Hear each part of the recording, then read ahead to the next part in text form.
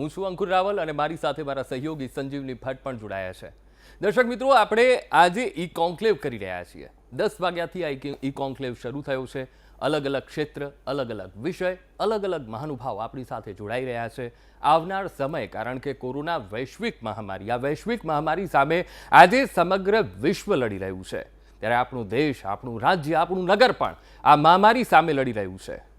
ત્યારે આજે એ વાત કરવી છે કે ધર્મ અને આધ્યાત્મિકતા કોરોના મહામારી સામે લડવા માટે કેટલું બળ આપે છે। શાસ્ત્રોમાં કહેવાયું છે, ધર્મો રક્ષતિ રક્ષઃ।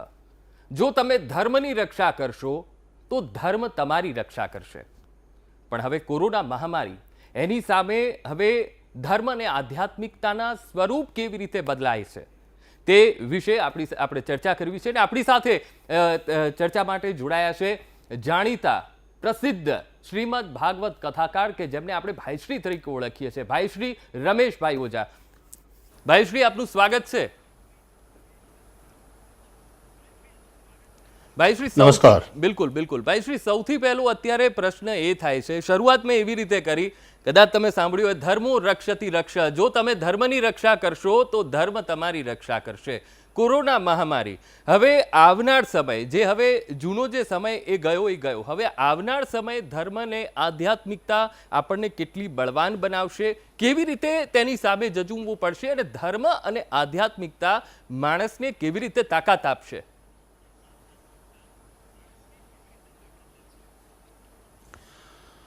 જે ધારણ કરે તે ધર્મ, એવો ધર્મ શબ્દનો અર્થ થાય। અને ધર્મ આપણને ધારણ કરે એ ત્યારે શક્ય બને જ્યારે આપણે ધર્મને ધારણ કરીએ। હમણાં જ જેમ આપે કહ્યું એમ, ધર્મો રક્ષતિ રક્ષિતઃ। જે રક્ષા કરે છે ધર્મની, ધર્મ એની રક્ષા કરે છે। અને આ ધર્મ એટલે માત્ર ધાર્મિક ક્રિયાકાંડ નહીં, પણ જીવનના મૂલ્યો। બિલકુલ, એ મૂલ્યોમાં સત્ય છે, એ મૂલ્યોમાં પ્રેમ છે, એ મૂલ્યોમાં પરસ્પર સદભાવ છે, એ મૂલ્યોમાં દયા અને કરુણા છે, એ મૂલ્યોમાં પરહિત અને પરોપકારની વાત છે।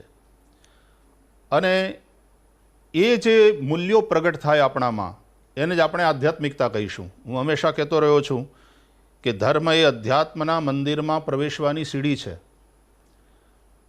સીડીઓ અનેક હોઈ શકે મંદિરની, પણ એના દ્વારા જે મંદિરમાં આપણે પ્રવેશ કરીએ છીએ એ મંદિર એક જ છે। અને અધ્યાત્મના મંદિરમાં પ્રવેશ કર્યા પછી મારા તારાનો કોઈ ભેદ નથી રહેતો, અને ત્યારે આપણે ઈશ્વરની સમક્ષ ઊભા છીએ એમ મનાય। આપણે આ કોરોનાના સમયમાં, આ કોરોના સંક્રમણ કાળના સમયમાં એ જોયું કે આવી એક આધ્યાત્મિકતા, આવા એક મૂલ્યોનું દર્શન સમગ્ર સમાજની અંદર થયું। અને એને કારણે જ લોકોએ પોતાનાથી બનતી એટલી મદદ બધાને કરી। એને લઈને જ ધર્મનો એક અર્થ થાય ફરજ, ડ્યુટી।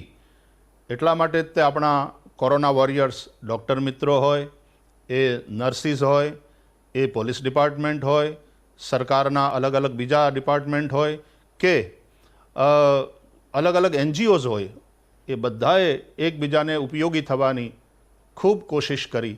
માત્ર એટલું જ નહીં, વૈયક્તિક રૂપે પણ સામાન્ય મધ્યમ વર્ગીય, નીચલા મધ્યમ વર્ગીય પરિવારમાંથી પણ બહેનો 25-25, 30-30 રોટલી બનાવી અને દરરોજ આપતી હતી। અને એ રોટલી ઉઘરાવનારા ત્યાંથી લઈ જઈ અને પછી ભૂખ્યા લોકો સુધી પહોંચાડતા હતા, એની આગની, પેટની આગ ઠારતા હતા। આવા સમાચાર અને આવા દ્રશ્યો જોઈ અને એમ લાગે કે ખરા અર્થમાં ધર્મ લોકોની અંદર ઉગ્યો છે અને એ આધ્યાત્મિકતાની ઊંચાઈ એને પ્રાપ્ત। જેમ આપણે કોઈ પણ ખોરાક લઈએ એટલે એનું રૂપાંતરણ શક્તિમાં થાય, એમ આચરિત આ જે ધર્મ છે એનું રૂપાંતરણ અંતે અધ્યાત્મમાં થતું હોય છે। અને ધર્મ છે એ માત્ર ચર્ચાનો વિષય નથી, એ ચર્યાનો વિષય છે, એ આચરણનો વિષય છે। આચાર પ્રભવો ધર્મ, ધર્મસ્ય પ્રભુરચ્યુત, આવું મહાભારત પણ કહે છે। બિલકુલ ભાઈશ્રી, માનવ સહજ સ્વભાવ છે કે જ્યારે કોઈ પણ મુશ્કેલી આવે, કોઈ પણ તકલીફો આવે તો તે ઈશ્વર તરફ વળે છે। માણસ ઈશ્વરમાં વધારે માનતો થઈ જાય છે। અને અત્યારનો જે સમય આવી ગયો છે તેમાં જાણે કે અજાણે લોકો આધ્યાત્મ તરફ પણ વળ્યા હોય તેવું લાગી રહ્યું છે। તમને શું લાગે છે, શ્રદ્ધા કેટલી અખંડ હોવી જોઈએ, કેટલી અડગ હોવી જોઈએ, અને કોઈ પણ મુશ્કેલીમાં જજુમી રહેવા માટે, કોઈ પણ મુશ્કેલીમાંથી બહાર નીકળવા માટે આધ્યાત્મ, ધર્મ, શ્રદ્ધા કેટલો ભાગ ભજવે છે માનવ જીવનમાં?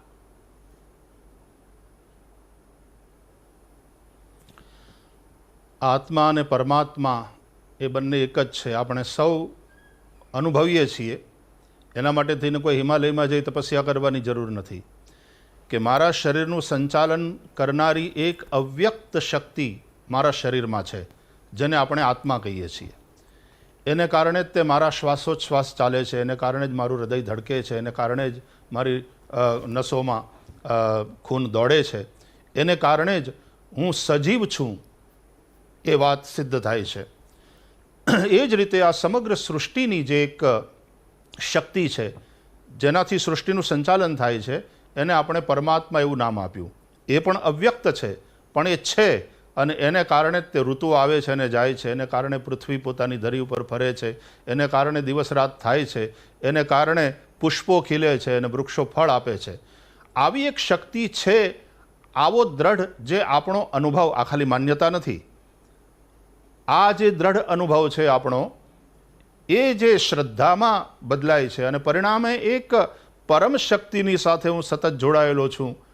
આ ભાવ મને કોરોના મહામારી જેવા મહાસંકટમાંથી લડી અને ઉગરવા માટે એક બહુ મોટું સંબલ બને છે, એક બહુ મોટો આધાર બને છે.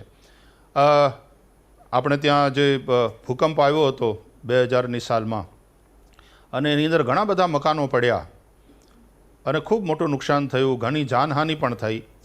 પણ 2 જણા નહોતા પડ્યા, 2 વસ્તુ નહોતી પડી. એક ઝાડવા નહોતા પડ્યા અને બીજું માણસની શ્રદ્ધા નહોતી પડી. અને એ શ્રદ્ધા મજબૂત હતી એટલે એવી એક ભયાનક વિભીષિકામાંથી પણ આપણે બહાર આવી શક્યા. અને એ પછીનું જે કચ્છનું ને જે પુનર્નિર્માણ છે એ બહુ વધારે સુંદર રીતે થયું.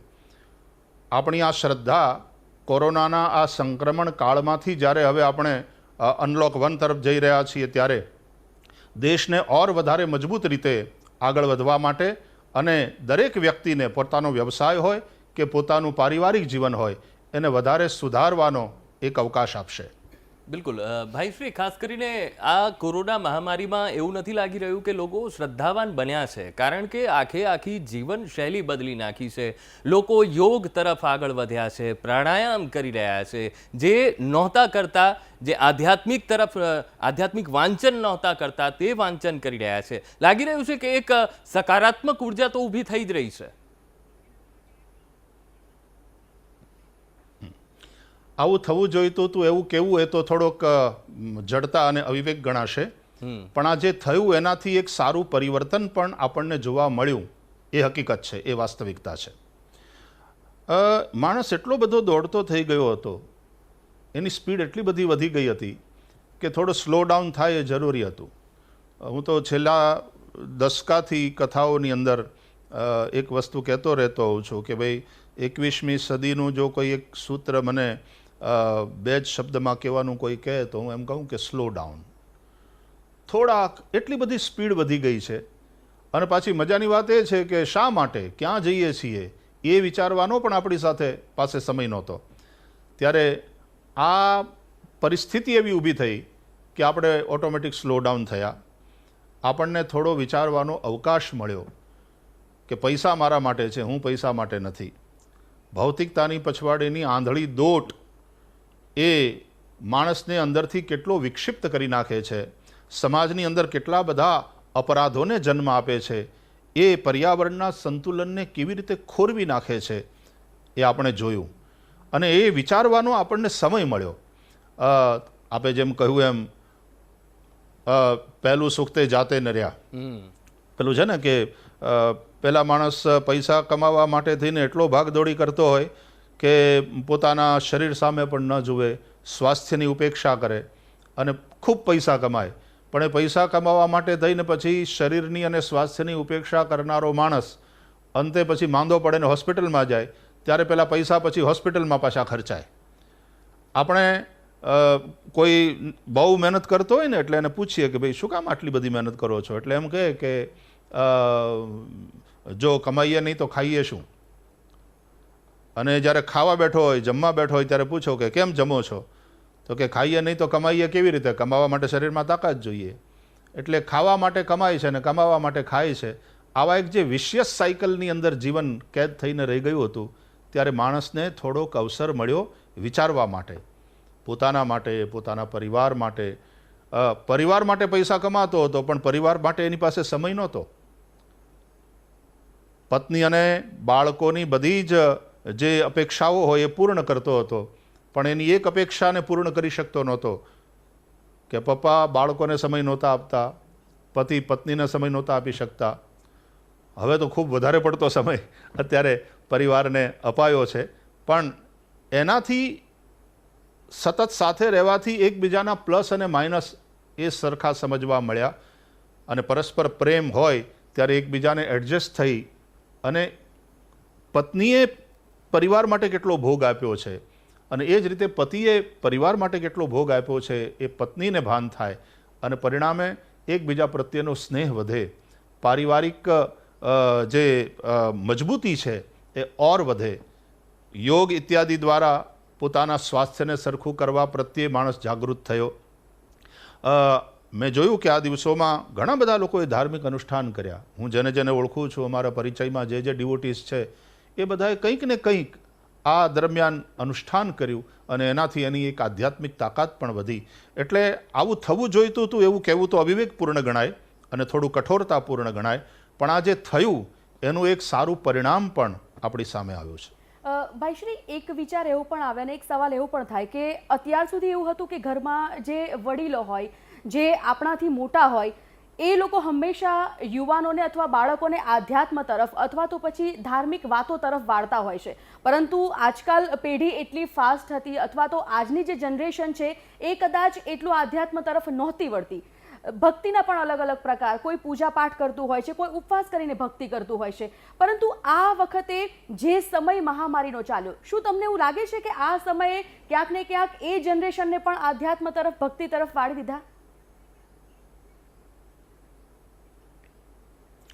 બહુ વર્ષો પહેલાં એક છાપામાં મેં લેખ વાંચ્યો હતો, અને એ લેખમાં એવી વાત હતી, સ્ટેટિસ્ટિક્સ હતું એની અંદર, કે આપણે સામાન્ય રીતે એવું માનીએ છીએ કે યુવાનોમાં અધ્યાત્મ તરફ રુચિ નથી કે ધર્મ તરફ રુચિ નથી, પણ અભ્યાસ એમ કહે છે કે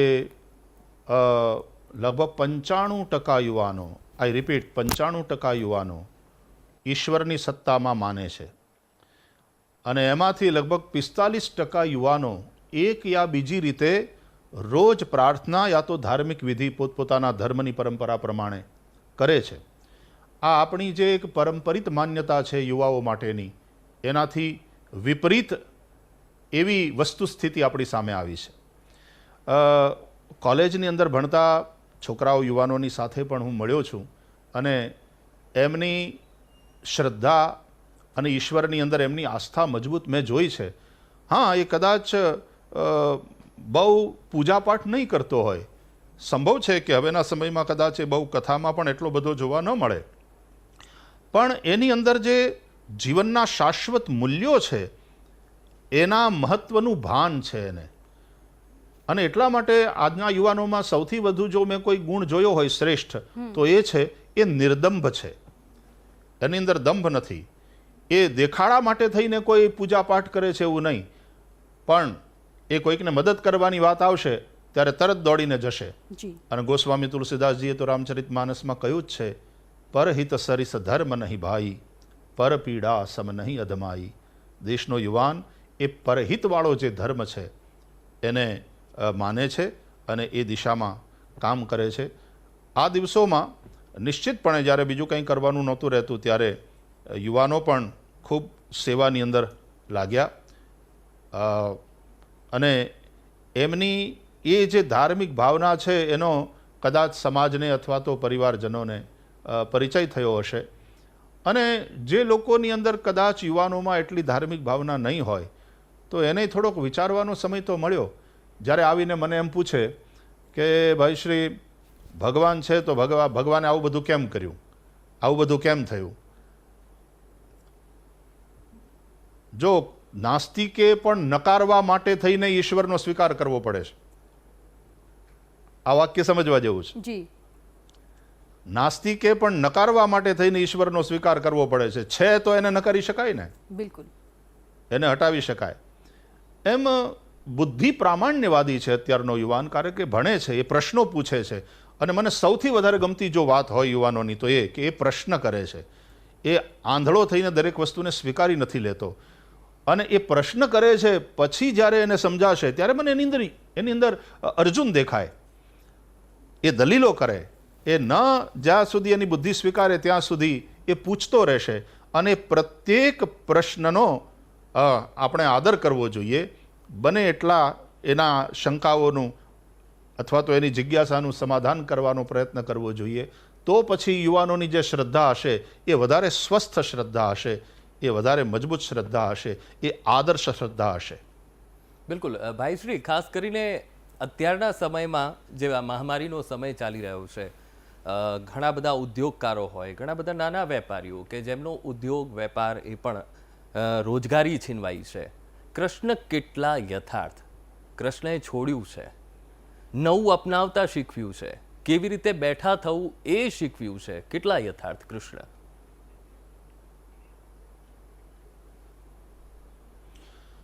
શ્રી કૃષ્ણ, જેને હિન્દુ સમાજ કૃષ્ણસ્તુ ભગવાન સ્વયં શ્રીમદ ભાગવતને આધારે સાક્ષાત પરબ્રહ્મ પરમાત્મા માને છે.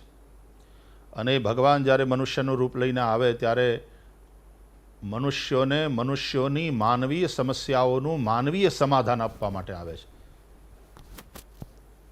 અને એ બતાવવા માટે થઈને શ્રી કૃષ્ણ પ્રગટ્યા જેલમાં, જન્મ્યા ત્યારથી સંકટો એની આજુબાજુ એને વીંટળાઈ વળ્યા છે.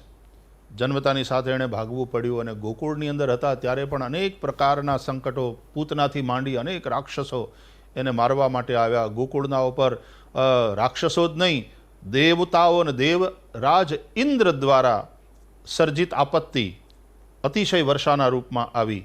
અને ત્યારે શ્રી કૃષ્ણ કોઈ પણ જગ્યાએ નિરાશ થયા વિના કે પોતાના લોકોને નિરાશ થવા દીધા વિના સતત એનો સામનો કરતા રહ્યા છે. હું લગાતાર કહેતો રહેતો હોઉં છું કે કૃષ્ણની આ કથા માત્ર સાંભળીને પુણ્ય કમાવા માટે નથી, આપણા જીવનમાં શીખી અને એને એપ્લાય કરવા માટે છે. અમથા આપણે શ્રી કૃષ્ણને જગતગુરુ નથી કહેતા, કૃષ્ણમ વંદે જગતગુરુમ. અને માત્ર હિન્દુઓના નહીં, જગતગુરુ છે. જે પણ એને સ્વીકારે, જે પણ એનાથી શીખવા માગે, એ સૌ શ્રી કૃષ્ણની લીલાથી કંઈક ને કંઈક શીખી શકે છે. તો irrespective of cast, colour and creed, Shri Krishna, એટલા માટે જ ભગવદ્ ગીતા છે એ વૈશ્વિક ગ્રંથ છે. અને ભગવદ્ ગીતામાં તો આપણે જોઈએ છીએ કે કોઈ પણ ઠેકાણે શ્રી કૃષ્ણ ઉવાચ એવું નથી લખ્યું, શ્રી ભગવાન ઉવાચ. ભગવાન શ્રી કૃષ્ણને ભગવાન ન માનતા હોય એ લોકોને પણ મારે કહેવું છે કે ત્યાં શ્રી કૃષ્ણની અંદર રહેલી ભગવત્તા પ્રગટ થઈ છે ને એ બોલે છે. અને ભગવત્તા જ્યારે બોલતી હોય ત્યારે કોઈ પણ પ્રકારના નાત જાત, દેશ કે કોમના ભેદ વિના કે મઝહબના ભેદ વિના સમગ્ર માનવજાતના કલ્યાણ માટે એ કંઈક કહી રહ્યા છે. એટલે શ્રી કૃષ્ણની પ્રત્યેક લીલા એ આપણને એક પ્રેરણા આપે છે. આ કોરોના સંક્રમણ કાળ જેવી જે પરિસ્થિતિ ઊભી થઈ, એમાં આપણા વ્યવસાયકારો અને આપણા ઉદ્યોગપતિઓ એને માટે પણ એક જબરજસ્ત એક એવી પરિસ્થિતિ ઊભી થાય કે ધંધા રોજગાર બંધ થઈ ગયા, હવે એને ફરીથી પાછા ચાલુ કરવા એક મોટો પડકાર છે. ત્યારે હિંમત હાર્યા વગર શ્રી કૃષ્ણ લીલાથી પ્રેરણા મેળવી અને આપણે પાછા પુનર્નિર્માણ તરફ આગળ વધીએ. મારે જે શ્રમિક વર્ગ છે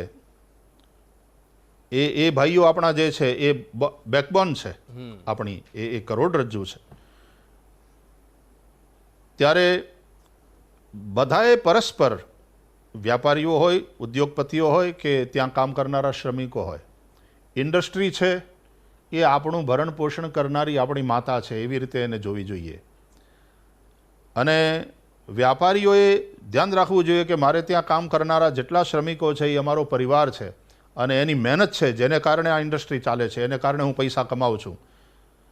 ત્યારે મારે એનું ધ્યાન રાખવું જોઈએ. અને શ્રમિકો પણ એ વિચારે કે આ સંક્રમણ કાળમાંથી જ્યારે ઉદ્યોગ પસાર થઈ રહ્યા છે અને માલિકની ભાવના જ્યારે ઊંચી છે, ત્યારે અમે પણ એવી રીતનું જાજુ કામ કરીશું, વધારે એફિશિયન્ટલી કામ કરીશું, અને જે સાધારણ શ્રમિકો છે જેનું માંડ પૂરું થાય છે એને તો એનો એ જ રીતનો પગાર મળતો રહે, પણ જે ઊંચી પોસ્ટ ઉપર બેઠેલા છે એ કદાચ પોતાના પગારમાં 30% નીચું કરી અને આપણે નોકરી આપણી ન જાય અને જે માતા છે આપણી ઇન્ડસ્ટ્રી કે આપણો રોજગાર કે આપણો વ્યવસાય ન મરે, એને આપણે મરવા દેવો નથી, એવી ભાવના રાખી અને બધા પરસ્પર સહયોગથી જો કાર્ય કરશે તો મને એમ લાગે છે કે દરેક વ્યાપાર રોજગાર એ બચી શકશે અને એને કારણે દરેકના રોજગાર બચી શકશે, દરેકની આજીવિકા બચી શકશે. આમ પણ જ્યારે ફૂલ સ્ટોપ એકવાર ગાડીને આપણે આપ્યું હોય, ગરાજમાં હતી ગાડી અને એ પછી એને પાછી રોડ ઉપર લાવવા માટે થઈને એની સર્વિસ કરવી પડે, એને સફાઈ કરવી પડે, એનું ઓઇલ વોટર બધું જ ચેક કરી અને પછી જ એના સ્પેર પાર્ટ્સ બધા હરખા કામ કરે છે કે નહીં એ ચેક કર્યા પછી પાછા રોડ ઉપર લઈ જઈએ ત્યારે પણ સીધી ટોપ ગિયરમાં તો ગાડી જવાની જ નથી. ફર્સ્ટ ગિયર પછી સેકન્ડ ગિયર એમ ચેન્જ થતા રહેશે. એના માટે ધૈર્ય જોઈએ, એના માટે ઈશ્વરમાં પણ વિશ્વાસ જોઈએ અને એને માટે શ્રમિકો, કર્મચારીઓ અને સંચાલકો જે ઉદ્યોગના છે એની અંદર પરસ્પર વિશ્વાસ અને પરસ્પર સદભાવનું વાતાવરણ નિર્માણ થવું જોઈએ. તો નિશ્ચિત રૂપે પાછી આ અર્થતંત્રની ગાડી છે એ પણ ટોપ ગિયરમાં ભાગતી થઈ જશે. બિલકુલ. ભાઈશ્રી, આપે અત્યારે જે વાત કરી કે ઘણા બધાના ધંધા રોજગાર બંધ થઈ ગયા છે, ઘણા લોકોની, ઘણા ગરીબોની એવી આવક બંધ થઈ ગઈ છે, રોજ કમાઈને રોજ ખાતાવાળા જે વર્ગ છે તે લોકોને ઘણી બધી મુશ્કેલીઓ અત્યારે પડી રહી છે. આવી કોઈ પણ મુશ્કેલી સર્જાય ગમે ત્યારે, આ સમય હોય કે કોઈ બીજો કોઈ સમય હોય, પરંતુ આવા અઘરા સમયમાં ઘરના વડીલો હંમેશા આપણને એવા આદર્શ લોકોના ઉદાહરણ આપતા હોય છે.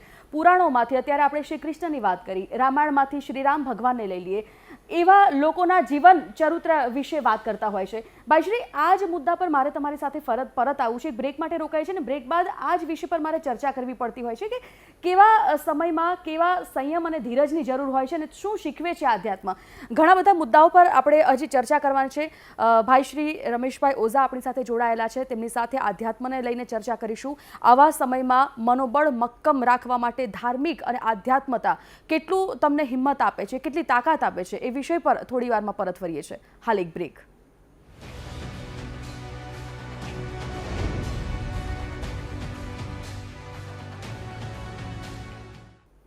Welcome back. આપણી સાથે જોડાયા છે ભાઈ શ્રી રમેશભાઈ ઓઝા અને મારી સાથે મારા સહયોગી સંજીવની પણ જોડાયા છે. જી સંજીવની. અંકુર, વિરામમાં જતા પહેલા ભાઈશ્રીને મારો એક સવાલ. ભાઈશ્રી, વાત જ્યારે થોડી વાર પહેલા ચાલી રહી હતી કે ઘણા બધા લોકો એવા છે જે માનસિક રીતે પણ પડી ભાંગ્યા છે કારણ કે તેઓની આવક, તેઓની આર્થિક રીતે નબળી સ્થિતિ થઈ ગઈ છે. આવી કોઈ પણ પરિસ્થિતિ હોય ત્યારે હંમેશા પુરાણોમાં મહાપુરુષોના આદર્શોના આપણે ઉદાહરણ આપતા હોઈએ છીએ. પછી એ રામાયણમાંથી શ્રી રામ ભગવાનનું ઉદાહરણ હોય કે પછી શ્રી કૃષ્ણનું ઉદાહરણ હોય. સંયમ, ધીરજ કેળવવા માટે પણ હંમેશા શાસ્ત્રોમાં ઘણી બધી વાર કહેવાયું છે. આજનો એ વર્ગ, તેમને આપ શું સંદેશ આપવા માંગશો? તે લોકોએ કઈ રીતે મનોબળ મક્કમ રાખવું જોઈએ આ કપરી પરિસ્થિતિમાં?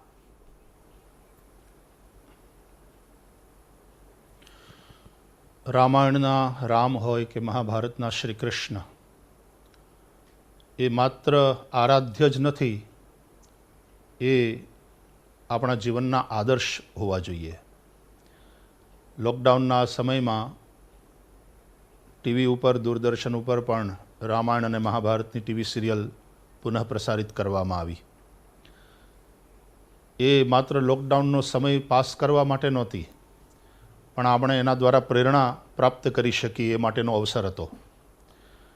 આપણે જેને ભગવાન માનીએ છીએ એ જ્યારે માનવ રૂપ લઈને લીલા કરે છે ત્યારે જોવાનું એ છે કે એના જીવનમાં પણ સમસ્યાઓ આવી છે અને બહુ મોટી સમસ્યાઓ આવી છે. એની તુલનામાં આપણી સમસ્યાઓ બહુ નાની છે અને એ સમસ્યામાંથી હિંમત હાર્યા વિના એમણે જે રીતે સંઘર્ષ કરી અને ન કેવલ પોતાનું પણ સમગ્ર વિશ્વનું કલ્યાણ કર્યું છે અને એટલા માટે આદર્શ ચરિત્રો છે. આપણા મા બાપ, આપણા વડીલો, આપણા દાદા દાદી એટલા માટે આપણને એ કથાઓ સંભળાવતા હતા. નાનપણમાં જ્યારે આપણને કથામાં જવાની અને કથામાં સાંભળવાની એટલી સમજ નહોતી ત્યારે દાદીમા અને દાદાની પાસેથી અથવા તો પોતાની માતા પાસેથી આ કથાઓ આપણને સમજાય એ રીતે આપણને શીખવા અને સાંભળવા મળેલી અને એટલા માટે ત્યારથી બનેલી એ રુચિ મોટા થયા પછી આપણને રામાયણ અને મહાભારતની કથાઓમાં જવા માટે અને કથાઓમાં ન જઈએ તો રામાયણ અને મહાભારતના ગ્રંથોનો અભ્યાસ કરવા માટે થઈને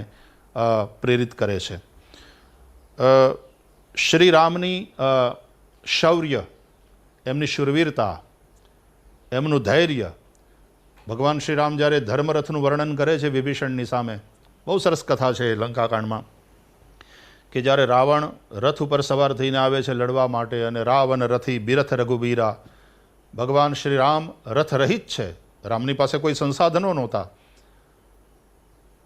અને ત્યારે વિભીષણને થોડી ચિંતા થાય છે અને એ કહે છે કે કઈ રીતે આ યુદ્ધ જીતાશે, આપની પાસે રથ પણ નથી. અને ત્યારે ભગવાન રામ કહે છે કે રથ દેખાતો નથી, બાકી રથ છે. અને એ રથ કયો હતો? કે ધર્મરથ. પહેલી વાત તો એ કે હું અધર્મ નથી કરતો, મારી કોઈ પણ પ્રવૃત્તિ અધાર્મિક નથી, હું ધર્મરથ ઉપર સવાર થઈને લડી રહ્યો છું. અને બીજી વાત એ કે આ ધર્મરથના બે પૈડા છે, સૌરજ ધીરજ તેહી રથ ચાકા. શૌર્ય અને ધૈર્ય એ બંને આ રથના પૈડા છે. અને પછી આખું એક વર્ણન છે ધર્મરથનું, બહુ સુંદર વર્ણન છે, એ સમજવું જોઈએ, વાંચવું જોઈએ જે જિજ્ઞાસુ છે એણે. અને એ જ રીતે ભગવાન શ્રી કૃષ્ણ લડતા નથી મહાભારતના યુદ્ધમાં, પણ એ લડાવરાવે છે, એ સ્ટ્રેટેજિસ્ટ છે. અને એ રીતની સ્ટ્રેટેજી આખી ઊભી કરે છે જેથી કરીને પાંડવોનો વિજય થાય. પાંડવોનો વિજય થાય એટલે કે ધર્મનો વિજય થાય, સત્યનો વિજય થાય, ન્યાયનો વિજય થાય. પાંડવો સજ્જન હોવા છતાં થોડા હિંમત હારી ગયા હોય, થોડા નિરુત્સાહ હોય યુદ્ધ માટે, એવું સ્પષ્ટ દેખાય છે. ભગવદ્ ગીતામાં કૌરવો જેટલા યુદ્ધ માટે થઈને ઉત્સાહપૂર્વક પ્રસ્તુત દેખાય છે, એટલી યુદ્ધ કરવા માટેની લગન કે ધગશ કે ઉત્સાહ પાંડવોમાં નથી દેખાતો. અને ત્યારે ભગવાન શ્રી કૃષ્ણ પાંડવોને યુદ્ધ માટે, સંઘર્ષ માટે પ્રેરે છે, અને એનું નામ જ ભગવદ્ ગીતા. અને એટલા માટે ભગવદ્ ગીતા ખાલી મોક્ષ માટેનું શાસ્ત્ર છે એમ નહીં, સંઘર્ષ માટેનું શાસ્ત્ર છે. અને જ્યાં સુધી શ્વાસ ચાલે છે ત્યાં સુધી સંઘર્ષ છે, આ વસ્તુ આપણે સમજી લેવી જોઈએ. આપણો પ્રત્યેક શ્વાસ મૃત્યુ સામેનો આપણો સંઘર્ષ છે. અને એટલા માટે જ શ્રી કૃષ્ણ કહે છે, હું તારી સાથે છું અર્જુન, હું તારા માટે નથી, I am with you, I am not for you. ધર્મશ્રદ્ધાનો અર્થ એવો નહીં કે આપણે ભગવાન ઉપર બધું છોડી દઈને આપણે ખાલી બેઠા રહીએ. ના, ભગવાન કહે છે હું તારી સાથે છું, લડવું તારે પડશે. ભગવાન અર્જુનને યુદ્ધ માટે થઈને તૈયાર કરે છે, એના માટેનું સતત માર્ગદર્શન આપતા રહ્યા છે. And if you want me, I am with you to guide you, એવું શ્રી કૃષ્ણ સ્પષ્ટ કહે છે. અને કહે છે અર્જુનને, તસ્માત સર્વેષુ કાલેષુ મામ અનુસ્મર યુદ્ધ ચ. અને એટલા માટે તું હર પળ મારું સ્મરણ કર, મને સાથે રાખી અને યુદ્ધ કર, સંઘર્ષ કર. તો જે નિરાશ થઈ ગયા હોય એની અંદર આશાનો સંચાર કરે, જે નિરુત્સાહ હોય એની અંદર વિજિગીષુ વૃત્તિ, જીતવાની વૃત્તિ શ્રી કૃષ્ણ ભરે. અને માત્ર આટલું જ નહીં, સતત સાથે રહી અને માર્ગદર્શન કરે. આપણી આ દ્રઢ શ્રદ્ધા હોવી જોઈએ કે જો હું અર્જુન બનવા તૈયાર છું તો Shri Krishna is always with me. એ આ યુદ્ધની અંદર, આ સંઘર્ષની અંદર મને એકલો નહીં છોડે. કૃષ્ણ વિષ્ટિ માટેનો પ્રયાસ કર્યો અને એ વિષ્ટિ સફળ ન થઈ, પછી કૃષ્ણે હાથ ઊંચા કરી દીધા કે ભાઈ હવે મારાથી તો બને એટલું મેં કર્યું, પણ હવે તો આ કોઈ માનતા નથી એટલે યુદ્ધ તો થઈ, હવે તમને લોકોને યોગ્ય લાગે એ પ્રમાણે કરો. એમ કરીને કંઈ દ્વારકા નહોતા જતા રહ્યા. એ સતત he was right there in the battle field of Kurukshetra. અને પોતાની જે ભૂમિકા છે એ શ્રી કૃષ્ણે ભજવી છે. તો રામાયણમાં સ્વયં રામ લડ્યા છે અને મહાભારતમાં શ્રી કૃષ્ણે લડાવ્યા છે. અને જ્યાં લડવાનું હોય, જ્યાં સંઘર્ષ હોય, જ્યાં યુદ્ધ અનિવાર્ય હોય ત્યાં કરવું જ પડે. અને એના માટેનું માર્ગદર્શન શ્રી કૃષ્ણે આપ્યું છે. એટલા માટે આ માત્ર ખાલી રામાયણ અને મહાભારત ઇતિહાસ છે આપણો, એમ નહીં. એ ઇતિહાસ તો છે જ, એ માત્ર એક કોરી કલ્પના નથી, એ ઇતિહાસ છે.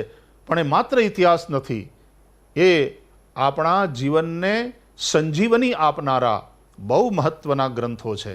અને એટલા માટે આપણે નિયમિત રીતે એનો સ્વાધ્યાય કરવો જોઈએ અને એના દ્વારા પ્રેરણા લેવી જોઈએ. બિલકુલ ભાઈશ્રી, આપે ખૂબ જ સુંદર વાત કરી. ભાઈશ્રી, હવે એક પ્રશ્ન મારે એ પૂછવો છે કે પહેલાં જ્યારે આપણે ધાર્મિક મેળાવડા, મોટા યજ્ઞો જ્યારે કરતા ત્યારે એક સામાન્ય પરિસ્થિતિ હતી. હવે COVID-19 કોરોના વાયરસની બાદની હવેની જે પરિસ્થિતિ છે તે અસામાન્ય આપણે કહી શકીએ. ત્યારે હવે આ જે ધાર્મિક મેળાવડા છે, આપણે કથાઓ જ્યાં રાખતા હોઈએ છીએ, મોટા મોટા યજ્ઞ રાખતા હોઈએ છીએ, હવે આવનાર સમય આપ આ ધર્મ અને આધ્યાત્મિક, કારણ કે આ બધી વસ્તુ એવી છે કે માણસોમાં સંસ્કારોનું સિંચન કરે છે, ત્યારે આવનાર સમય તમે કેવી રીતે જોઈ રહ્યા છો?